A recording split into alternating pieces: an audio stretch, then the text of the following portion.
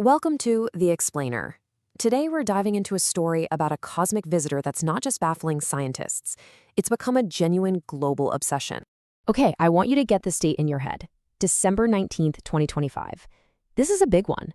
The entire astronomical community is basically holding its breath, and it's with this weird mix of excitement and, honestly, a little bit of apprehension. Why? Because that's the day an object called 3I Atlas, an interstellar visitor, is going to make its closest pass by Earth. And here's the crazy part. The closer this thing gets, the weirder it looks. It's challenging everything we thought we knew and raising some pretty profound questions. So let's get into it. What is this thing that's come from outside our solar system? And why does every single new piece of data just make the whole story even more mind-bending? So 3I Atlas swings into our solar system. And at first glance, everyone's like, okay, an interstellar comet, cool. It made a super close pass by our sun, which is a brutal journey, and survived. Now it's headed our way. But the information we're getting from it? Yeah, it's anything but typical. At first, all the signs seem to point to a pretty simple, though still really cool explanation. The thinking was, hey, this is just a big, really active comet. Case closed. And you can see why they thought that. I mean, look at this. After it flew past the sun, it just erupted. We're talking enormous streams of matter stretching for millions of kilometers. It was a total cosmic light show, and it looked exactly like a comet's ice boiling off from the sun's heat. Textbook comet behavior, right? And then a radio signal was detected. Now, you can imagine that caused a huge stir. Was this a message? But scientists, they did their job. They jumped on it, analyzed the signal, and found it was a perfect match for the chemical signature of something called hydroxal radicals. Basically, it's just a natural thing that happens when water ice gets blasted by sunlight. So not a message from aliens, but another check in the it's a comet column. Okay, so everything's pointing to comet. The case seems pretty much closed.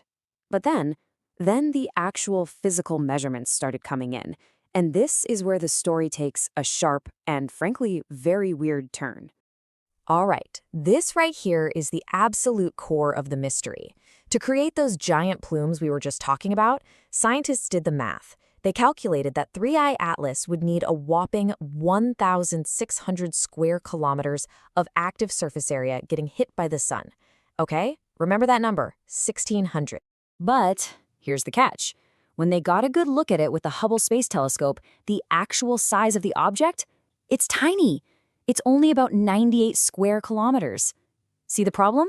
So let's just put that side by side. The evidence says it needs over 1,600 square kilometers to be losing this much mass, but reality shows us it only has about 98. That's a 16 times difference. It's spewing out 16 times more stuff than its size should possibly allow. And with our current understanding of comets, that's just impossible. And the weirdness doesn't stop there. Not at all. It's speeding up, moving faster than gravity alone should make it. The chemical analysis is strange. It's got stuff we don't expect, and it's missing stuff we do expect, like cyanide, which is a key comet fingerprint. Some of the first images from China showed a bright object with no tail at all, and its brightness is all over the place. Seriously, every new piece of data just makes this thing stranger. So with a puzzle this big, you can bet it didn't just stay with the scientists. It kicked off this quiet but super intense race for answers between the big global space agencies. And the timing here is just wild.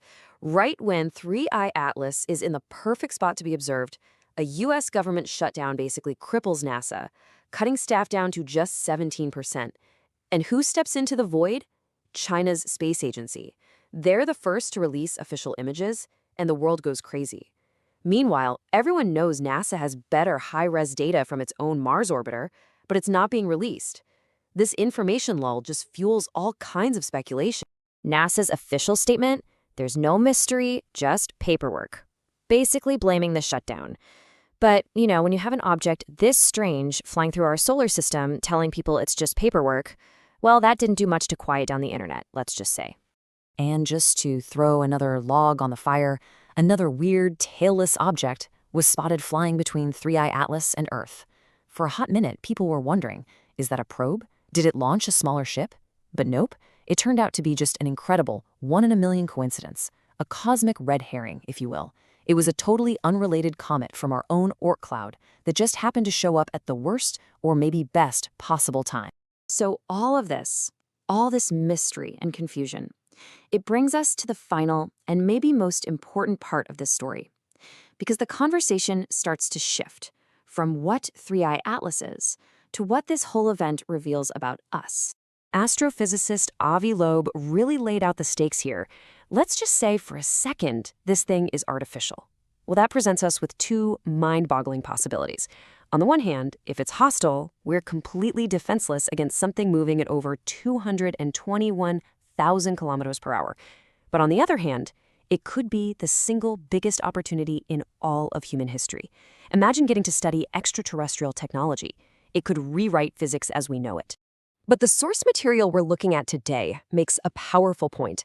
The real danger here might not be coming from space. It might be coming from right here on Earth. From misinformation, from the denial of science, from our own ignorance when we're faced with something we don't understand. And this quote just hits it home perfectly. The universe doesn't threaten us with its mystery. It's how we treat knowledge that determines our future. The story of Three-Eye Atlas has really become a kind of mirror, hasn't it? It's reflecting back at us how we, as a species, deal with the unknown, how we handle knowledge and truth when things get confusing. So as we all count down to December 19th, the real question isn't just what is Three-Eye Atlas? The question is for us. When we're faced with something truly unknown, something that defies all our explanations, do we choose the path of scientific inquiry or do we choose the path of fear and speculation? It's really about who we decide